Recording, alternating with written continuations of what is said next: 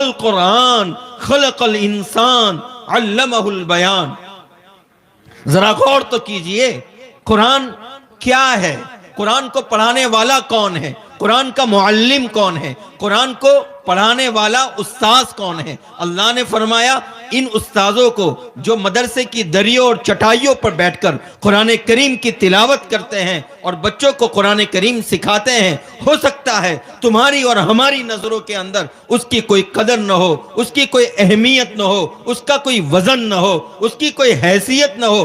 اللہ نے ان کے حوصلوں کو بڑھانے کے لیے، ان کی عزت کو رہتی دنیا تک ثابت کرنے کے لیے اللہ نے فرمایا الرحمن علم القرآن، قرآن کو سکھانے والا الرحمن ہے، اور قرآن کو یہ لوگ جو سکھا رہے ہیں وہ رحمان کے کام کو انجام دے رہے ہیں۔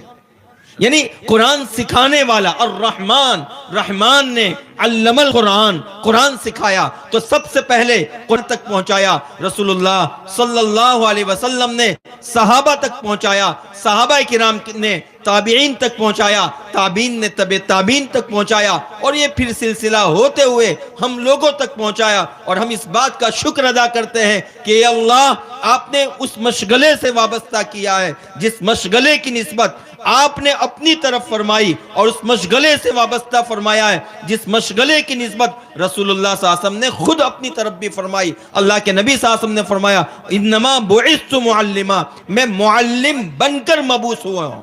کسی کو اپنے ڈاکٹر ہونے پر فخر ہو، مبارک ہے، ہم بھی آپ پر فخر کرتے ہیں، آپ قوم کی خدمت کر رہے ہیں۔ انجینئر اور ڈاکٹر اور ججز، وکلاء، دنیا کو سب کی ضرورت ہے اور سب خدمت انجام دے رہے ہیں، لیکن اللہ کی قسم کھا کر کہتا ہوں دنیا کی سب سے بڑی خدمت، دنیا کی سب سے بڑی عزت، دنیا کی سب سے بڑی سرخروئی اور دنیا کی سب سے بڑی کامیابی اور سند اگر کوئی ہے تو الرحمن علم القرآن ہے۔ رسول اللہ صلی اللہ علیہ وسلم نے ارشاد فرمایا، حضرت عثمان ابن عفان جو ہمارے تیسرے خلیفہ ہیں، وہ اس حدیث کو روایت کرتے ہیں کہ ہمارے اور آپ کے آقا امام الاولین والآخرین، فخر موجودات حضرت محمد الرسول اللہ صلی اللہ علیہ وسلم نے یہ بات ارشاد فرمائی، خیرکم من تعلم القرآن وعلمہ، خیرکم من تعلم القرآن وعلمہ۔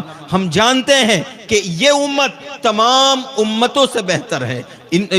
کنتم خیر امت اخرجت للناس، حضرت ابراہیم علیہ السلام کو جو امت ملی، حضرت موسیٰ کو ملی، حضرت داؤد کو ملی، اسماعیل کو ملی، اور تمام نبیوں کے پاس جتنی قومیں آئی، جتنی امتیں آئی، امتیوں، ان تمام قوموں کی سردار یہ امت محمدیہ ہے۔ اور اس امت محمدیہ کو اللہ نے خیر امت کے تمغے سے نوازا کہ یہ امت خیر امت ہے، سب سے بہترین امت ہے، سب سے اشرف ترین امت ہے، سب سے افضل ترین امت ہے، سب سے اعلیٰ ترین امت ہے۔ لیکن اس امت کے، اس اعلیٰ ترین امت کے اعلیٰ ترین، افضل ترین، مقدس ترین، کامیاب ترین اگر کوئی افراد ہے تو خیرکم من تعلم القرآن وعلمہ، جس کو اللہ نے قرآن کریم کی خدمت سے وابستہ کیا۔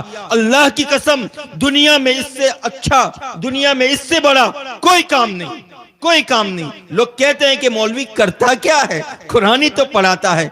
میں اس بات کو کہنے میں کوئی جھجک محسوس نہیں کرتا ہوں۔ ہماری اس طرح کے جملوں سے اللہ ناراض ہو کر کہیں ہمارا ایمان نہ سلب کر لے۔ اللہ نے جس کو الرحمن علم القرآن فرمایا کہ قرآن کی تعلیم کو جو آدھا گھنٹہ، 1 گھنٹہ، 2 گھنٹہ، یہ جو قرآن کی تعلیم ہوتی ہے جس کو ہم معمولی سمجھتے ہیں، جس کو ہم حقیر سمجھتے ہیں، اللہ نے فرمایا اس کا سلسلہ کسی نے شروع نہیں کیا، نبی نے بھی، رسول نے بھی نہیں شروع کیا، اس کا سلسلہ رحمان نے شروع کیا ہے۔ الرحمن علم القرآن، پورا قرآن سب سے اعلیٰ ترین قرآن، قرآن تو افضل ترین کتاب ہے، اور اس قرآن میں بھی قرآن کا جو دل کہتے ہیں وہ کیا ہے، قرآن کی دلہن کیا ہے؟ سورہ رحمان ہے۔ سورہ رحمان کی پہلی آیت الرحمن علم القرآن، رحمان ہے جو قرآن کی تعلیم دیتا ہے۔ اس کے بعد فرمایا خلق الانسان، انسان کو پیدا کیا۔ اب یہ جو ڈاکٹرز ہوتے ہیں، ڈاکٹر انسان کی جو طبعی ضرورتیں ہیں، ان کے بدن کے اندر جو تکلیفیں، مصیبتیں آتی ہے، اس کا علاج کرتے ہیں۔ اللہ نے پہلے تو انسان کو پیدا کیا، اس کے بعد تعلیم دی، لیکن اللہ نے ترتیب یہ نہیں رکھی الرحمن خلق الانسان علم القرآن۔ جی نہیں، دنیا کو یہ بتانا تھا کہ تعلیم قرآن ہی مقصد ہے تخلیق انسان کا۔ تعلیم قرآن ہی تخلیق انسان کا مقصد ہے، اس لیے الرحمن علم القرآن کہا، پھر خلق الانسان کہا۔ اگر تعلیم قرآن انسان کی زندگی میں نہیں ہے تو اس کی تخلیق انسان کا مقصد ضائع ہو گیا، غارت ہو گیا، بیکار ہو گیا، اور اس نے اپنی زندگی کا نقصان اور خسارہ کر دیا۔ خسرت دنیا والآخرہ ذالک هو الخسران المبین۔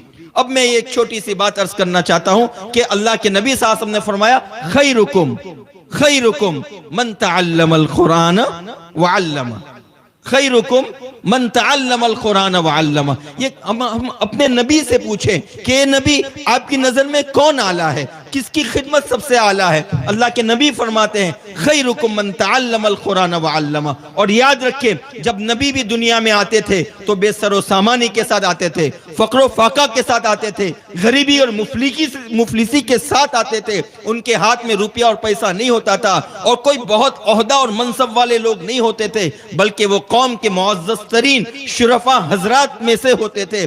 تو قوم ان کی بے سر و سامانی کی وجہ سے، ان کے پاس روپیہ اور پیسہ نہ ہونے کی وجہ سے، ان کی غریبی کی وجہ سے ان کو حقیر نظروں سے دیکھتی تھی، ان کے دعوت کا انکار کرتی تھی، ان کو پتھروں سے مارتی تھی، ان کو ستاتی تھی۔ تو آج اگر علماء کرام کے ساتھ بے سر و سامانی کی وجہ سے ہم ناقدری کا معاملہ کرتے ہیں تو ہمیں 1000 مرتبہ سوچنا چاہیے کیا ہم کفار مکہ، قریش مکہ اور قوم نوح، قوم عاد، قوم سمود جن پر اللہ کا عذاب، اللہ کا وبال اور اللہ کی سزاؤں کا معاملہ ہوا، اللہ نے مواخذہ فرمایا، کہیں ہم ان کی چال تو نہیں چل رہے ہیں؟